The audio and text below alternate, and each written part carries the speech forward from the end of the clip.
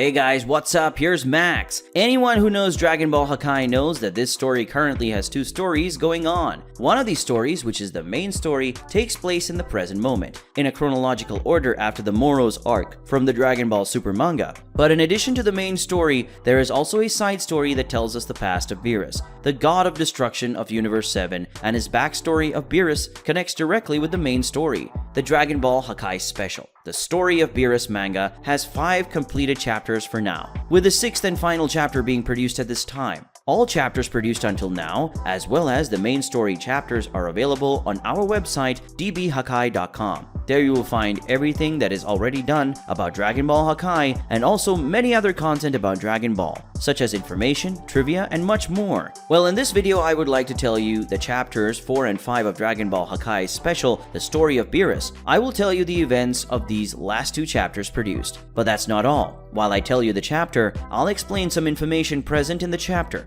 and you'll even discover new things about the lore of the Dragon Ball franchise while having fun with the story. Also, after I tell you the 2 chapters, I'm going to answer some questions from subscribers about the Dragon Ball Hakai series, as we get a lot of questions about this story. In short, this video is full of content for you who are fans of Dragon Ball Hakai and also fans of the Dragon Ball franchise in general. A video full of entertainment, knowledge, and also interacting with you. So stay until the end of this video that we prepared just for you with such dedication. Leave your like on the video to help and also subscribe to the channel if you haven't already. This is very important to help this work continue. Well, want to see more adventures of our favorite god of destruction when he was young and also find out a lot more about Dragon Ball? Stay connected to the channel and let's get into the video. Hakai.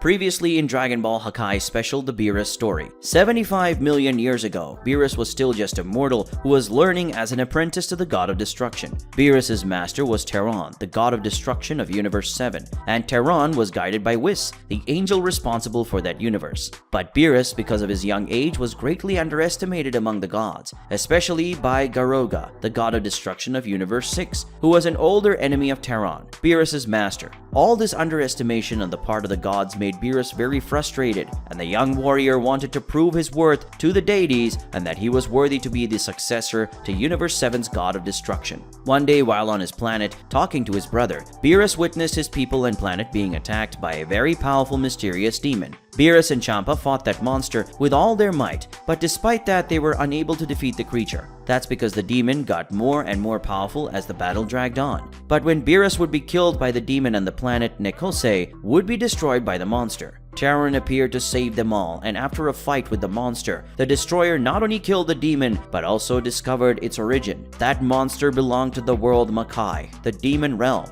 After discovering the origin of the creature that attacked planet Nekose, Terran, along with the angel Whis, the supreme Kai Gazan, and the apprentice Beerus, went to the demon realm, and there they met with the supreme god of the realm, the supreme demon god called Demiurges. When asked about the monster, Demiurges said it was nothing to do with him escaping to that world. Terran, after listening to the Makaioshin arguments and justifications, decides to accept the supreme demon god's answers for now, but then he leaves that world along with all those who came with him. But after Terran leaves, Demiurges, with a completely evil smile, claims that the seed of Terran's destruction is planted. What will happen to Beerus and his master Terran? What will Demiurges' plan be? Find out now. Chapter 4, the legendary hero called Beerus. After visiting Makai World, Beerus is dropped off on his planet to share his grief with his people, as well as help in the search for survivors. Beerus and Champa are in a great devastated city, probably looking for survivors. Meanwhile, Beerus remembers that near where they are, there lived a lady who allowed him to hide in her shop and sleep when he didn't want to work. And Champa remembers that 3 streets down the road there was a restaurant that he liked. The owner of the restaurant liked him a lot and even gave him free food sometimes. The fried mouse he made was really good. Beerus suffered in thought, claimed to be Demiurges had something to do with everything that happened on the planet and wanted to make the demon pay for everything he did. But unfortunately, he is beyond his reach. Suddenly, and literally suddenly, a witch appears. Beerus suspiciously asks who she is and what she's doing there. She's not from the planet. The old woman replies that where there is an omen of destruction, she will be there to warn this planet. No, the whole universe smells of destruction. Beerus asks what she's talking about. Is she crazy? The witch goes on to say that when the god of demons comes, nothing will be left. He has already given his omen of destruction, but next time he will bring complete destruction. Beerus is starting to believe that prophecy and is interested when it talks about the king of demons. She was clearly talking about demiurges. She says that when he breaks free, everything they know will change. He needs to be stopped, but for that a hero needs to volunteer. But Beerus disagrees. She doesn't know what she's talking about. There's no way demiurges can get out of that world. But the witch quickly refutes the young warrior. That beast that attacked the planet theoretically couldn't leave either, right? Beerus has no answer for that. He's completely silent. The witch sees that Beerus is believing her, the only one who believes. She asks if he would be willing to volunteer to prevent this great evil by defeating the Demon King. Beerus emphasizes that it is not possible for him to return to that world alone, but the witch conveniently has a solution. She can take him there.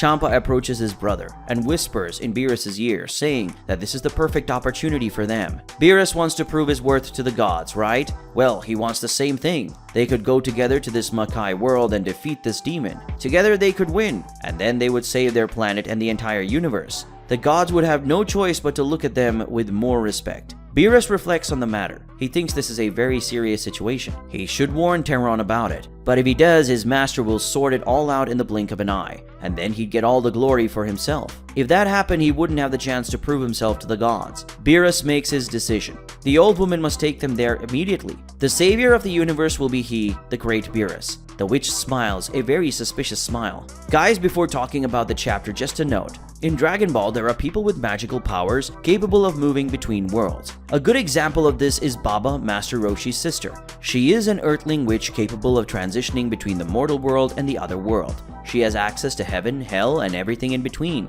She even recruited beings from other worlds to fight for her, as she did with Son Gohan and Devil in Dragon Ball Classic. Babidi was also able to do this as he recruited Dabura, the king of demons, who was an inhabitant of the Hakai world. The witch who is talking to Beerus and Champa seemed to be one of those cases, but long before Baba and Babidi existed, of course, as this story takes place 75 million years before the start of Dragon Ball. Well, continuing with the story of the chapter. Using her spells, the old witch takes Beerus and Champa to Hakai world, but something is wrong. Once through the portal, Beerus sees that he is close to the fissure he had seen when he went there with Terron and the others. He immediately tells the witch that she took them to the wrong place. They should go to the planet of the god of this world. But with a mischievous smile on her face, the witch says that they are exactly where they should be. Then she jumps to the portal and disappears. That was clearly a trap. Champa, noting the obvious, says he thinks something is wrong. Suddenly, they're quickly surrounded by many demons, and then they realize that it was a trap. Some minutes later, several demons are already being defeated by Champa and Beerus, who are clearly a little tired from fighting. Champa asks Beerus how they are going to get out of that place. Beerus looks at the big fissure in the sky and explains to his brother that that thing is the only way out. But if they tried to cross it, they would probably be killed by the pressure exerted by the amount of energy in it. Champa, desperate by knowing that he is trapped in the place, asks Beerus what they're going to do now. Beerus says he went there to defeat demiurges, and that's exactly what he intends to do, even if he has to cross the whole hellish world to do so. But Beerus' shadow says that wouldn't be necessary. What? Did the shadow say that? Beerus' shadow strangely begins to take form. It frightens the young warrior, who jumps to escape. The shadow takes the form of Demiurgus, the demon god, who was clearly already waiting for them there. Beerus sees the demon god, confirming that he already suspected. It was all a trap. He was the one who sent that weird witch to go after him and bring him here, right? Demiurgus comments that Beerus isn't as dumb as he thought he was. He's right, that's exactly what happened. Beerus then concludes that it was the witch who sent that monster to his planet as well, no doubt under orders from Demiurgus, but he doesn't understand the reason behind all this. Demiurgus says he doesn't need to answer everything Beerus wants to know. If he wants information, he needs to take it from him by force. Beerus and Champa quickly agree to the idea, and then they charge towards the Demon King to unleash a joint attack. But Demiurgus disappears at high speed in front of them. He reappears between the two and lands a heavy kick on Champa, which knocks the fat cat away. After that, Demiurgus tries to land a punch on Beerus, but he dodges, and then start an exchange of blows. Beerus is apparently at a disadvantage in this fight. Demiurgus makes a spear appear in his hand and hurls it at Beerus. Beerus dodges, but opens a gap for the demon to approach, preparing a punch. But before Beerus is hit by the attack, Champa comes up behind him, yelling at him to dodge. Beerus does as his brother says, and Champa kicks Demiurgus right in the face. and Beerus completes the combo by landing a second kick that sends the Demon King straight to the ground. Then the brothers complete the attack by firing multiple ki blasts, causing multiple simultaneous explosions. After they finish the attack, Champa celebrates. They've done it. Beerus agrees there's no way Demiurgus could have resisted that attack, but they were wrong.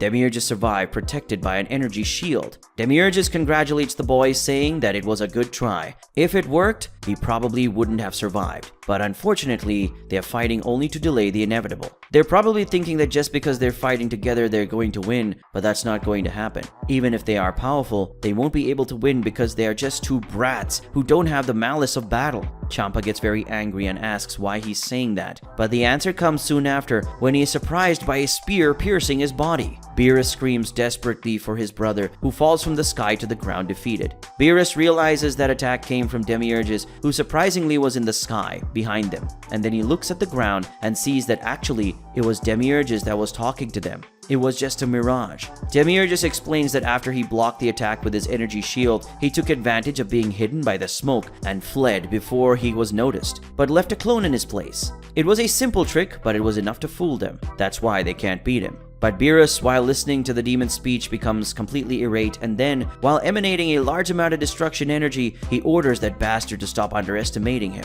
Beerus raises both hands and faces the enemy with an expression filled with fury. That apprentice of the god of destruction shouts, "Hakai!" forming a large globe of destruction energy. Beerus launches this attack at Demiurgus, who holds the attack while smiling. But the demon's smile quickly fades. He seems to have been surprised by the power of the attack. In a few seconds, the energy globe starts to engulf the demon, after which there is a big flash of light. Beerus gets very tired. In thought, he reveals that he got too angry and spent almost all his energy on that attack. But that's not a problem. He managed to win in the end, and now Demiurgus is dead. But then, Beerus sees something that completely shocks him, and he wonders what's going on. By the time the smoke clears, Beerus sees that Demiurgus is still alive, and not only that, he's different, more muscular, and with horns more raised. Did he transform? Demiurgus says that Beerus almost made it. He barely managed to absorb that attack. Beerus asks what's going on. Demiurgus should have been completely destroyed by his attack, but the demon mocks the young warrior. The energy he used to perform that technique was totally impure, built only by negative and selfish feelings. There was no balance at all. What does he think would happen if Supreme Demon God came into contact with such an energy? Only now Beerus realizes what happened. His Hakai strengthened Demiurgus. So was that his plan? Demiurgus explains that it is. He sent the demon to the Beerus planet in order to provoke him. He knew Terran would come to his planet after that and bring his apprentice. The moment he saw Beerus in person, Demiurgus was able to influence his mind through all those negative feelings that the young warrior carries. Now Beerus is getting it. So Demiurgus messed with his mind? The demon confirms and even reveals that Beerus's mind, filled with rage and self-centeredness, was the perfect setting for him. After he planted the seed of distrust in Beerus's mind when he was in his world, all he needed to do was send that old woman to get him. Didn't Beerus suspect that fact that the woman had appeared so suddenly? Wasn't it just too convenient for someone to come along who could bring him into the world just when he wanted to? Didn't he think that since she has access to both worlds, she couldn't have been responsible for that monster arriving on his planet? No, he didn't think of any of that because he was blinded by anger and selfish feelings. Beerus criticized the demon's plan. So what if he got stronger? What is he going to do? Will he kill him and Champa? Alright, do it. But then Terran finds out. He'll eliminate him in an instant. But the Demon King says that Terran won't kill him if he can kill him first. Beerus asks how he intends to do that. He may have grown stronger now, but he sure as hell doesn't measure up to Terran. Demiurgus responds by reminding Beerus that, as he probably knows, there's another way to kill a god of destruction without fighting him directly. Beerus understands what he means. He intends to kill Gazan. This makes sense. Killing a Supreme Kai, automatically the god of destruction dies. But how does Demiurgus intend to make it out of that world? As he accumulates energy in his hand, Demiurgus explains that those who created this world did so in a way that is virtually impossible for those who live inside to escape. This fissure, for example, exudes such incredible power that no demon would be able to cross it under normal circumstances. But now that he's fed on all the energy Beerus provided, that's changed. Demiurgus fires a wave of energy at the fissure, and then the hole opens up. The demons from this world, seeing that, immediately fly towards the hole to escape that world. Beerus despairs. It can't be. Demiurgus, while laughing and mocking Beerus, congratulates the young warrior. He is now a great hero, the hero of the demon realm. the hero responsible for them achieving the long-awaited freedom. As he flies out of that world, Demiurgus promises that as a reward, he will ensure that the first people to be exterminated will be Beerus's people. Beerus, head down, lands on the ground and falls to his knees, defeated, wondering what he's done. This is where Chapter 4 ends. Chapter 5, The Fall of the Gods. On the supreme planet of Universe 7, Supreme Kai Gazan is in the middle of a class with his disciple. Apparently, the lesson of the day is the importance of the cycle of life and death, and creation and destruction for the balance of the universe. Gazan explains, "For the universe to be in balance, the cycle of life and death must exist. As too much death leads to nothingness, but too much life leads to chaos. The cycle of life and death applies to virtually everything in the universe. This process involves from living beings to large celestial bodies, such as planets and stars, which even if they last billions of years, eventually die someday. In other words, life and death are necessary for the balance of everything." The Supreme Kai's apprentice adds with a question. Ro says, "That's what the gods of creation and destruction are for, right?" Kazan confirms and explains that for the universe to prosper, the working of these two classes of deities must be in complete harmony. In order for these gods to work in harmony and none try to outshine the other, their lives are connected, so one cannot live without the other. The apprentice asks if Gazan works well with the god of destruction, and the Supreme Kai says that yes, he and Taron have a good relationship of mutual respect, which is why Universe 7 is the most prosperous among the universes. But Gazan adds that unfortunately, this kind of relationship is not common among the other gods, which is why many of the universes are not as prosperous as they are. The apprentice with a proud smile says that this must cause a lot of envy among the other gods. Gazan confirms so, but that is the price of success. But the class is interrupted when he suddenly feels something strange, and in thought he says he feels a large amount of evil energy spreading through the universe. It's as if the demon realm has entered here. At that moment, someone arrives on the planet, and Gazan asks what he, Demiurgus, was doing there, and how he managed to get out of his world. The demon god replies that he has finally gained enough power to escape the hellish prison, and he explains that the energy of this world is so clean that he could feel the energy of Gazan and come to him. Gazan is very surprised. Demiurgus broke the barrier? This is impossible. Not even he, the god of creation, could do that, and he's the most powerful being in the universe below Taron. But Demiurgus refutes. He was the most powerful, but now his powers have been surpassed. Gazan, taking a good look at Demiurgus, notices that he is not lying. The demon's form changed, as did his aura, and his power greatly increased. He can't handle the situation alone. He needs to alert Taron immediately, but Demiurgus already imagined what Gazan might think, and he had a good way of not allowing the Supreme Kai to get away. He reminds Gazan that someone with their level of power could destroy a planet in an instant. But Gazan doesn't understand. Is he going to destroy the Supreme Planet? He argues that if he and Ro leave, there will be no one left on the planet, which means no lives will be lost. Of course, the destruction of this sacred planet would be very sad, but it could rebuild later. But Demiurgus isn't talking about the Supreme Planet. He's talking about planet Kaishin, the home planet of all Shinjins, the race of all Supreme Kais, kings, and also of all demon gods like him. The demon says, with the aim of threatening Gazan, that he was thinking of paying a visit to their home planet and saying hi to his countrymen. Hearing this, Gazan is completely shocked, being caught off guard by the threat. When Demiurgus says this, it is shown what is happening on planet Kaishin right now. In a field on the planet, under a large tree, is a group of Shinjins. 4 young Shinjins are apparently having a class, which is being taught by an apparently older Shinji, and in the background we can see something that looks like a school. Just giving a little extra information here, guys. According to official sources on planet Kaishin, the Shinjins are trained and taught in many ways, and those among the race that stand out are chosen to be gods that help in the organization and control of the universe. They can become the King Kais, who are responsible for guarding the galaxies, or in case of special Shinjins, they are born from a golden fruit. They can become Supreme Kai, the god of creation, responsible for maintaining balance in the entire universe, along with the god of destruction. There are also other positions that outstanding Shinjin can hold, such as being assistants to the Supreme Kais, like Kibido, who is assistant to Shin, the current Supreme Kai of Universe 7. But as a rule, all Shinjins are born from a sacred tree that exists on the planet, called the Kaiju Tree. Going back to the chapter, Maybe this big tree we're looking at is the Kaiju Tree, and this big building is probably the academy where Shinjins are taught and trained, where these new god candidates are chosen. Returning to the Supreme Planet, Gazan is completely shocked. Would Demiurgus do this to his own planet and race? Would he destroy everything and everyone that way? But Demiurgus reminds Gazan who he is. He is the supreme demon god. Words like scruples have no meaning for him. He wouldn't mind destroying their entire race, nor the tree that gave them life. But with a bad acting out of sadness, Demiurgus admits that it would be a tragedy if planet Kaishin were destroyed.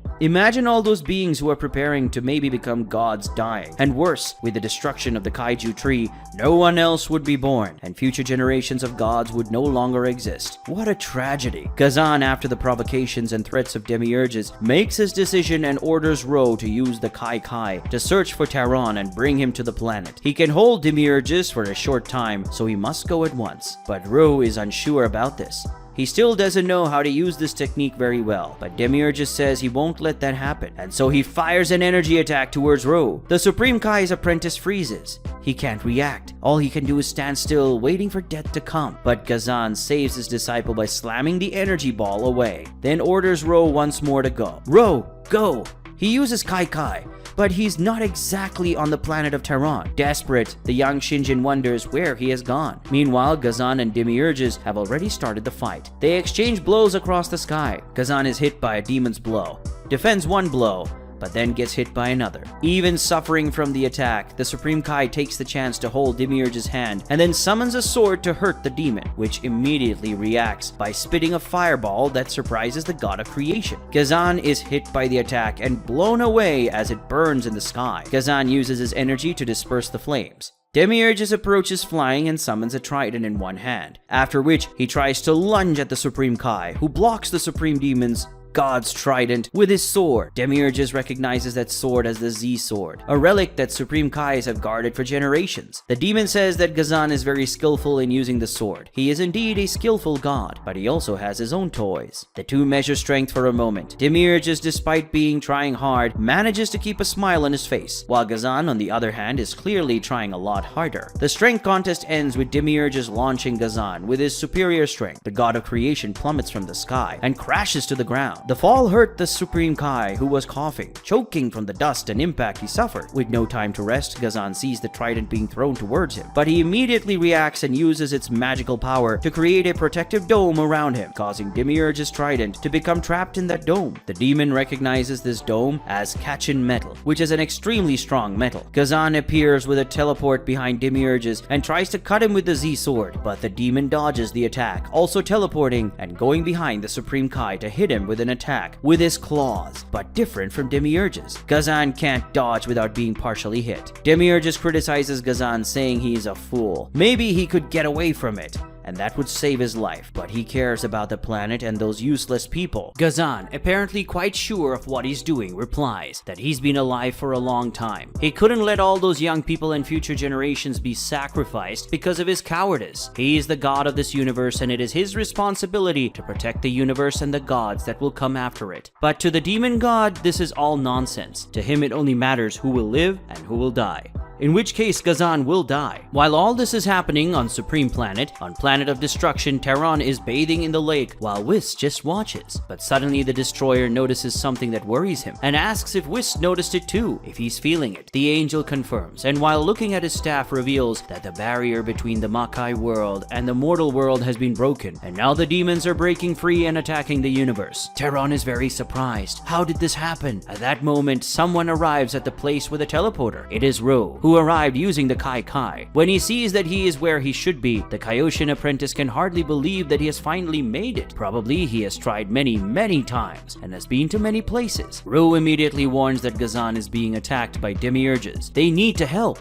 Terran realizes what the demon wants and asks Ro to take them there immediately. Meanwhile, on the Supreme Planet, the Z sword travels through the air until it lands on the ground, while Gazan is also thrown violently against the ground. Slumped over and with an expression of weariness and pain, pain. The Supreme Kai wonders where Ru is. He tries to get up, can't. He can't fight anymore. Demiurgus lands next to the fallen god. He admits that Gazan surprised him. Even though the demon's power was far superior, the god of creation managed to resist for a long time. And if he let his guard down during the fight, he would surely have been killed. Gazan is an incredible fighter. Demiurgus summons a sword using one hand and then takes the weapon. As he prepares the final attack, the demon says that despite everything, it seems that he has reached the limit and will no longer be able to defend himself. So it's time to die. But to everyone's surprise, someone suddenly appears and holds the sword with his bare hand. At that moment, Demiurgus is completely terrified. This can't be happening. It's Terran, who, while bringing his face close to Demiurgus' face, look at him in the eyes, warns the demon that his party is over. As this happens, Whis and Ru watch from afar. Terran breaks the blade of Demiurgus' sword with his own hand and then points his hand at Demiurgus, saying that it's a pity for him. He almost got what he wanted, but now it's time for him to disappear forever. But something happens to Terran. He seems to feel something strange and is completely surprised and confused, claiming not to understand what is happening. The destroyer places his hand on his chest as if sensing something. Looking back, he finally understands what happened. Gazan was hit by Demiurgus' trident. The Supreme Kai looks at his wound, apparently very surprised by what was happened. The young apprentice, seeing what has happened, cries out desperately for his master. Kneeling down, Gazan reflects on what happened. During the fight, Demiurgus set the trident aside precisely to use it for a surprise attack.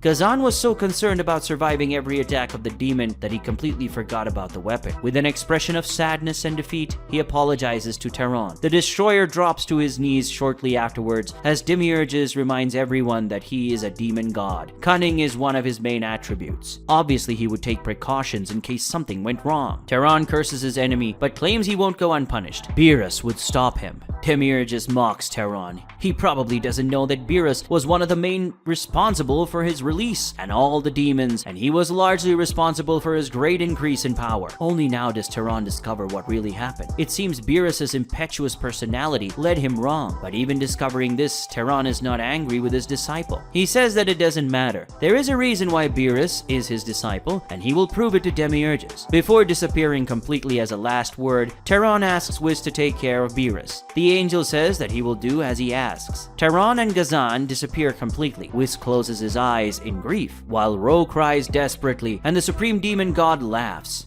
Meanwhile, in Hakai world, Beerus is surrounded by demons, and Champa is next to him, passed out. Clearly, he's been fighting as much for himself as he is for his brother, and apparently it's been a long fight. Beerus is exhausted. He complains that these things never end, and Champa doesn't wake up either. The young warrior sees another group of demons flying towards him, and with an expression of defeat, he closes his eyes and in thought accepts that all is lost. But suddenly a force field is created around him, and the bloodthirsty demons that came to attack him shatter in protection. Who created the shield is Whis, who arrived there along with Ro, probably with the help of the Kai. While seriously looking at Beerus, Whis warns that they have a lot to talk about. And that's how Chapter 5 ends. Terran and Gazan, Universe 7's gods of destruction and creation, are killed by the supreme demon god, Demiurgus. Now that the gods have fallen, the demon will bring chaos and destruction throughout the universe. How will the heroes deal with this situation now? Find out in the next and final chapter of Dragon Ball Hakai Special, The Story of Beerus.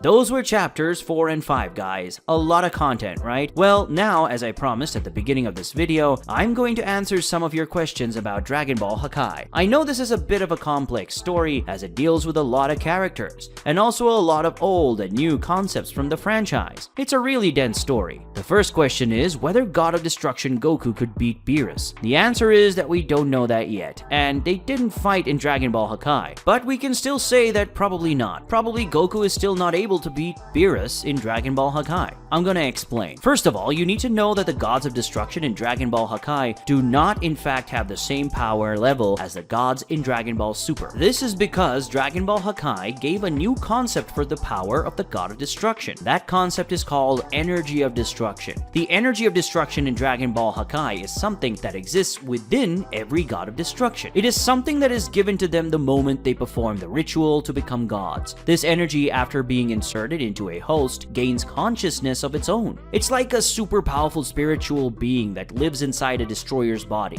And when they fight, the gods of destruction can use use that power if necessary. In short, in addition to having their own base power for real power, the gods of destruction can still draw on another source of energy that is also very powerful, the energy of destruction. And apparently, the level of control that each deity has of this power is variable. But we still don't know how good each of them is in this aspect. But what I mean is that while in Dragon Ball Super the gods of destruction have no hidden power as far as we know, in Dragon Ball Hakai they can turn to another source of power in case their power isn't enough. You can tell me this is incoherent, as in the manga Daishinken ordered all the gods to fight using their full power in an exhibition fight for the Zenos to see. But no, this is not inconsistent, as indeed the gods fought with all their might in the fight, just as the Grand Priest ordered, but they fought with a power that is theirs alone. You see, they use 100% of the power that is totally theirs, the power they have without using the power of that spirit being. But anyway, why am I saying all this in a question about whether God of Destruction Goku would beat Beerus? Because understanding this will help you understand this question and the next one. Well, talking about the power of God of Destruction Goku, it was said in chapter 7 of Dragon Ball Hakai that now he controls the power of the energy of destruction a little better. His power level is higher than when he became a god. That is currently in Dragon Ball Hakai. Goku is already stronger than he was at the end of the Moro's arc, but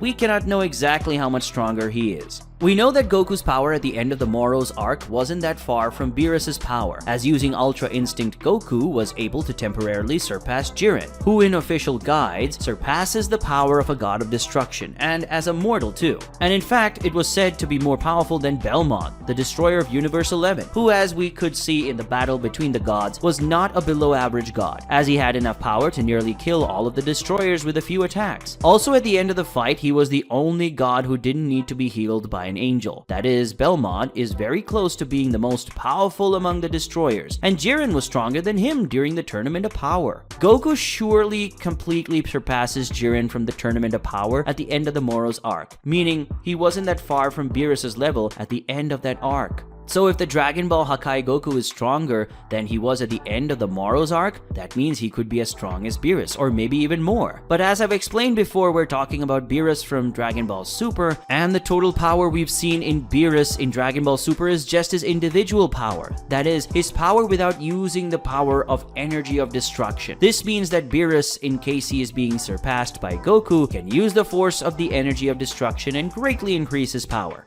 Since Goku is still a rookie god and has little control over his energy of destruction, he certainly wouldn't be able to use this power as well as Beerus, which means that even if Goku tries to use the energy of destruction's power, he wouldn't be so successful. In fact, could be more of a hindrance than a help. So we can conclude that even if God of Destruction Goku surpasses Beerus in his base form, the Destroyer of Universe 7 could turn to another source of power and surpass Goku again. So answering the question, God of Destruction Goku probably can't defeat Beerus just yet. The next question is, which gods of destruction are more powerful than Goku? This question came up after chapter 7 of Dragon Ball Hakai, where Vados stated that Goku was at least the 5th most powerful god of destruction. So if Goku was at least the 5th most powerful, that means there could be 4 gods more powerful than him, right? To answer this question, we just need to analyze a little bit the battle that took place between all the gods of destruction. Analyzing this fight, we can draw some conclusions about the power level of the gods, and seeing some gods that stood out in that fight, we can have a notion of which are the most powerful and which are the weakest. First, let's talk about the destroyers that had very little prominence in that fight. These are Jin, Arak, Ivan, and Champa. These 4 gods did very little in that fight, especially Champa, which was basically treated as a joke by the manga during combat. Some other gods have had some interesting feats. Sidra, for example, protected himself and other gods from a super powerful attack from Beerus.